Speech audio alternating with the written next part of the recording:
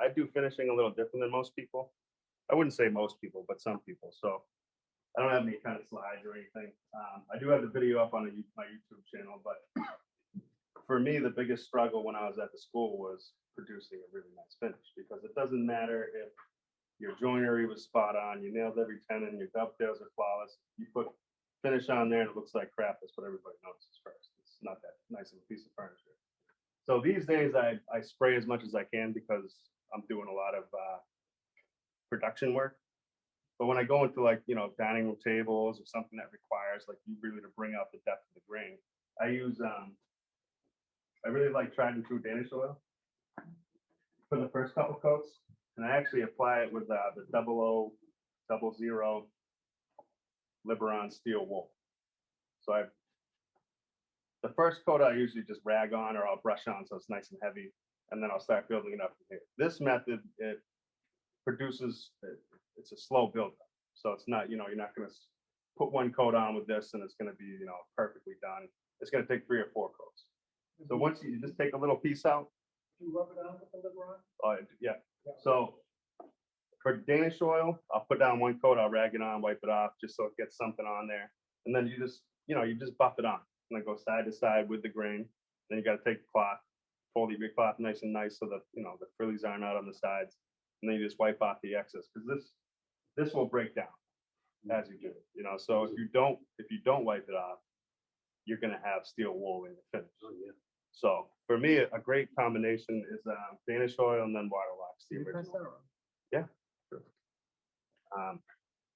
But did you just say? So I just did a table, a whole table. I used the tried and true oil the first time. Yeah. And it was awesome. Yeah, I mean, it's really nice. Like this stuff is great. But did you just say you then use Waterlox over that? I do. So any kind of oil finish for me, like a Danish oil or a linseed oil, it can produce a good durable finish, but to really get the protection that I'm looking for that will last, I do put something over it. Waterlox General Finish is another oil-based paint, oil-based finish. So my go-tos usually for hand finishes are Danish oil, Waterlox, General Finishes Armor Seal is great. I apply those all with the same method. With steel wool, it's the 00. You can buy it on Amazon. It's like $20. That thing will last you. I've had that for probably a year.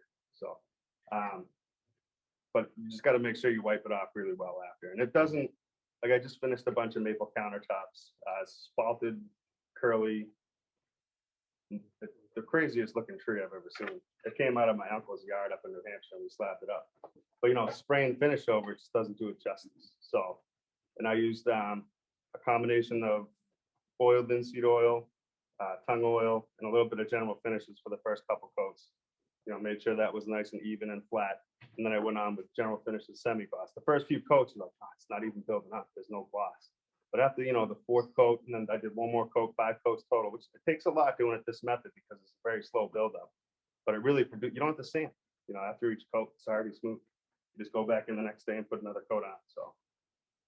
You talked about you working on spalted maple. You ever encounter real funky part of it? Oh, yeah. What do you do at that point? Just go with it. I mean, there's probably a method you can use to build up just that particular area. CA glue, it hardens it. CA glue, that's a good idea. Soaks it right in, it's like rock. Yeah, because there are certain parts of those countertops where the finish isn't as shining as it should be. It's a good idea, CA glue. Darkens it somewhat and Yeah. good to go. Oh, that's a good idea. Yeah. Yeah. So I mean, those are, and if any of you use Osmo oil is awesome. Their top oil is great. Their Poly-X is great. Their thin something is, I mean, the guys at the shop, that's pretty much all they use for anything that needs a hand rub finish. They use Hey, Barry, over here. When you your CA glue, is it like really watery?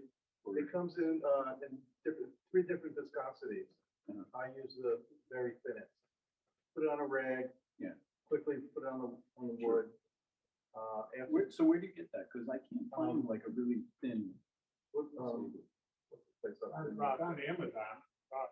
Rockler and Woodcraft. Yeah. Containers this size, or Yeah. bigger. Sure. But you can get the Python right off the Amazon. Yeah. After a while, the rag turns to rock. You gotta throw that away too. Yeah, I mean, those are the finishes I really enjoy. I try and spray as much as I can because it's a lot faster. I spray a lot of conversion varnishes and stuff like that, but it's not What really kind of gun do helping. you spray with? I have a Jaguar, so I'm not doing, if I did kitchens every month, I would buy one of the bottom feed, the bucket fed guns, but this is a little Jaguar. I bought it from Atlantic Plywood, their rep out there for all their finishes. These are great for all the ML Campbell stuff. He just sent me, I said, this is what I need, this is what I do. So this is the gun you want, and he sent it to me, and it's been awesome. But Jaguar is the brand. It was expensive. It was like $350, but I used all the Husky guns and all these different guns that I got more frustrated than anything else. So I spent the money on a good one, and I'm glad I did. Where's the shop? Our shop's in Leominster, Mass. Do you do much with shellac? Do you use shellac at all? I hate it. When we were in school, that's what they were teaching us to use. And you made your own shellac and then French polish it and do it. Like I couldn't. Granted, I wasn't really a finisher, but I couldn't get it to work for me for life. I mean, I would put it on and it looked terrible. I'd sand it off and put it back on. Shellac is something, if you can master it, if you mix your own, it's way better. Super blonde shellac with denatured alcohol, but I haven't been real happy with anything out of shellac. I mean, it's kind of like okay. Yeah. One thing I use it for is I like to use it as a sealer. It's a great first sealer put for the first coat. sealer on, sand it, and then do whatever I'm gonna do, Yep. and that seems to work really well. Oh yeah, no, it's great. I mean, people love it. There are people that only use shellac. I got frustrated with it. There's some Out of of the can. the. If you get it out of the can, don't mix it. Let that crap that's on the bottom stay on the bottom. Just use it as is. That's from what I've been told. Nicest finish I made a Maloof rocker. Nicest finish I ever did. It's a guy that in the shop next to me, he made about 10 of them. And the nicest finish I ever did was my first Maloof rocker. And I sand things to within an inch of it, like probably more than I should. But I put in water locks on the first. Oh coat. yeah. I scrubbed it for over Yeah. wiped it all down. And then I used Maloof poly, about 5 or 6 coats, and about 4 coats of Maloof oil. It's like a baby spot. Yeah. Smoothest thing you've ever seen. Yeah. If you take, and that's the thing, at the end of projects, people just, well, if you do it professionally anyway, you're like, I just need to get this thing out of here. But if you really take your time and you do, between 3 and 5 coats, 6, 7 coats or something, it really, I mean, it's amazing what you can do, especially with that 4.0 Liberon. It's just, when you buff that stuff on, I mean, as you're putting the finish on, you can see it getting better. You wipe it off, you're like, wow, this is great. I did this huge walnut table a few months ago, and that's the procedure I did. And I brought it to the lady, and it's amazing How do you make sure you get all that four-rut dust off? You can fold the damn thing and it's already making dust. I use it all the time and I hate it. for the Liberon. Yeah, when you're mixing it with the finish, I don't mind. Oh, throwing in- I'll pour a little bit of finish inside a cup, and then I'll dip from the cup. I won't put it in the Yeah, bottle. and it's not breaking down on you. Oh, it breaks down. Yeah. It breaks down like crazy. But I mean, I it's think like, it was that it's like bad. if you want it to look antique, you want to get a lot of crap in all the cracks and crevices. It will. It will. It's terrible. I mean, I stopped using it for that reason. Because I wipe polish it and off whatnot, and after. all of a sudden you're looking, you're picking up all this dust. So where'd that come from? You can't clean it out unless you're working dry with it. Then you can blow it off or back it off or something. No, but And once don't put water products on it, of course. and once turn it off. once you buff it on with Liberon, you wipe it off with a rag, so it doesn't. You gotta And get that, it but off. that's why it's a slower buildup. But if you read, general finishes and a lot of these different things, water locks, you're not supposed to let it pool. You have to wipe it clean anyway.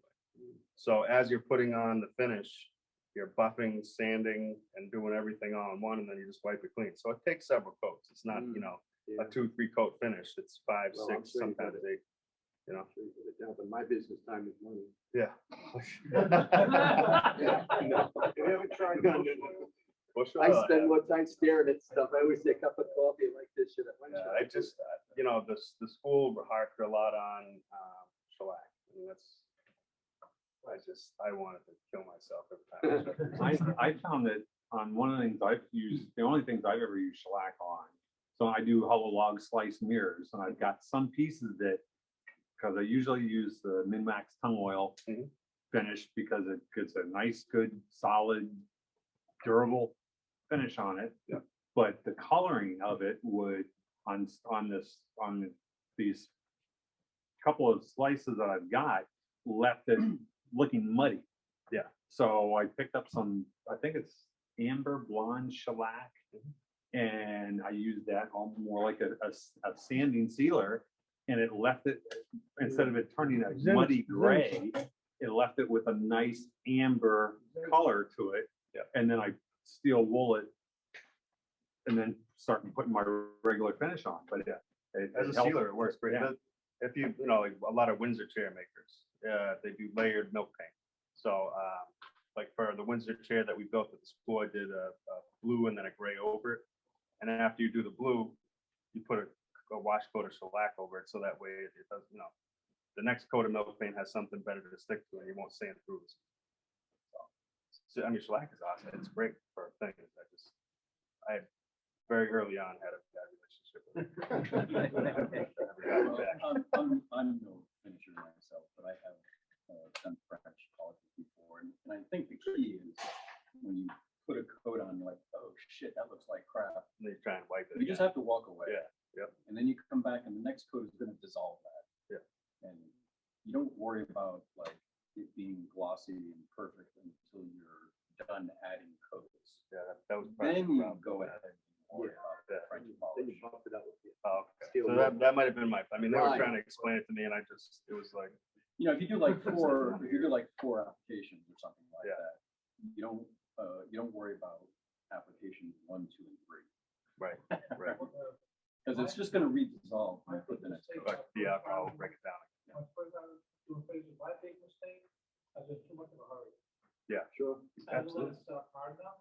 Yeah, If I'm gonna finish this 90% dry, and I put something on top of it. Yeah. It's never gonna be more than 90% Right, dry. right. So then I end up having to take it all off and Yeah. lose all that time. Yeah, no, I've tripped plenty of things, plenty of times.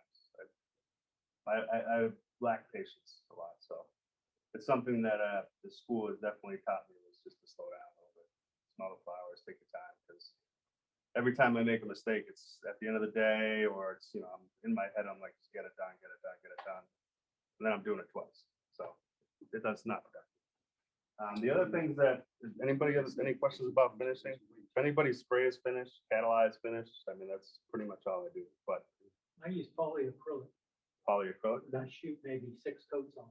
yeah, The first 3 coats, and then I take wet sandpaper and sand it. Yeah. And then shoot another 3 coats on it. By the time I'm done, it's got a really high gloss. yeah, I like it, they just, Water-based. yeah, see that, like I don't know, my shop made likes water-based finishes, I don't know, I don't think there is. I finished one piece of furniture in them, and I brought it outside, carried it into the building, and it rained. There's a couple drops that just stained they like, I don't know, maybe I didn't do it properly, but ever since then, I'm not gonna use that. I don't particularly care for water-based finishes, so. But, yeah, there's a couple of things we can go over, card scrapers. Good. I saw in your, when you were running your slide reel there. Yep. Projects, you did a couple kitchens. Yeah. There was a few kitchens. Are you spraying those finishes Yep. also? So if they're painted, it's, I use ML Campbell. It's a conversion pigmented varnish. So it's, you know, it's a 3-part mix. It's kind of tricky, but, you know, it's not something you can spray in like a residential neighborhood because it's awful. It's full of it's not- respirators. It's not a paint per se, it's a pigmented. It's a conversion varnish, yeah. I mean, that stuff, it's, once it's on, you get 2 coats of primer, 2 coats of paint, maybe 3 coats of paint if it didn't come out great in your second spray. But you can throw it on the floor and it's not gonna chip. That stuff is unbelievable. And recently I got switched over to Malisi. They're 2K poly for clear coats. Same thing, it's bulletproof. It's a really durable finish. But